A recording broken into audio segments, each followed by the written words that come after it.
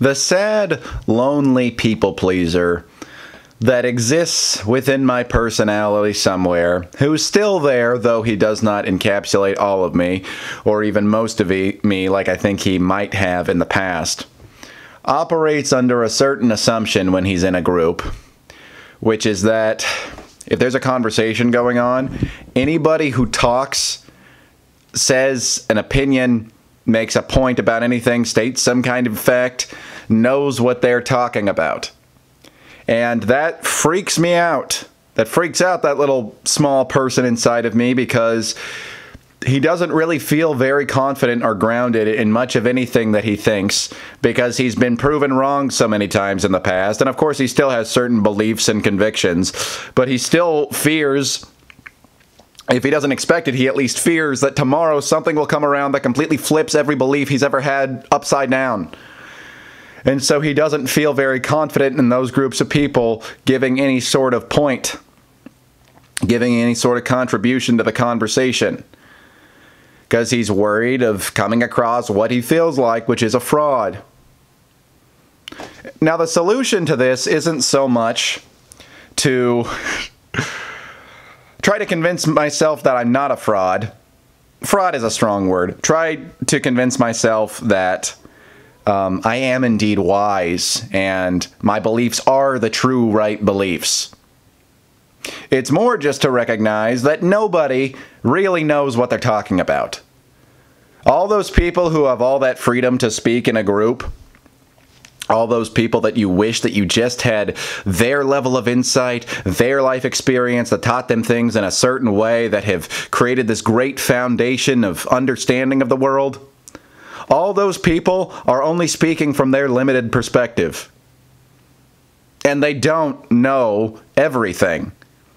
They probably know more about you in some areas, but you know more about them in some areas.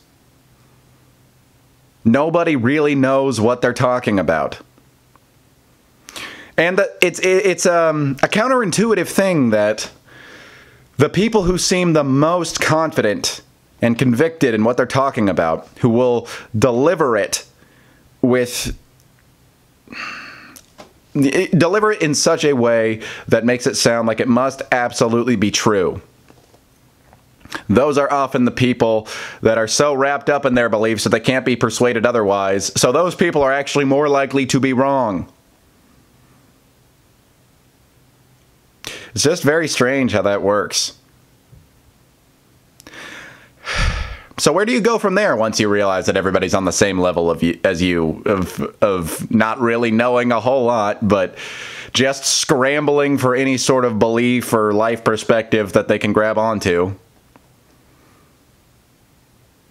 Well, I think it's important to still speak.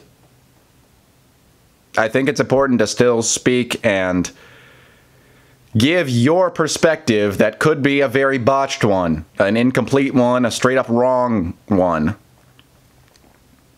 If for no other reason, then you might come face to face with some ideas that disagree with yours and you can process them. You don't necessarily need to take opposing beliefs as true, but you can sort of test them. You can run them through sort of an analytical process. You can try applying them to your life in some ways and just see what the outcome is. There is nothing wrong with being wrong. There is nothing wrong with being wrong. Wrong and right in and of themselves are kind of perspective. That's all that they're based on, is perspective. And in the end, you get to sort of decide those rules for your life. You obviously want them to be the accurate rules, but you're never going to have a totally unbiased opinion on anything. You're never going to have a totally unbiased opinion on anything. Whenever anybody says, in my unbiased opinion, which I usually hear people say sarcastically, it means that what they're about to say is completely riddled with bias. They've just done as many mental gymnastics, all the best Olympic gold winning moves in mental gymnastics to convince themselves that what they're saying is unbiased. You got to keep preaching your sermon. Even if your sermon that you're preaching is that 2 + 2 = 5. If you firmly believe it, right on.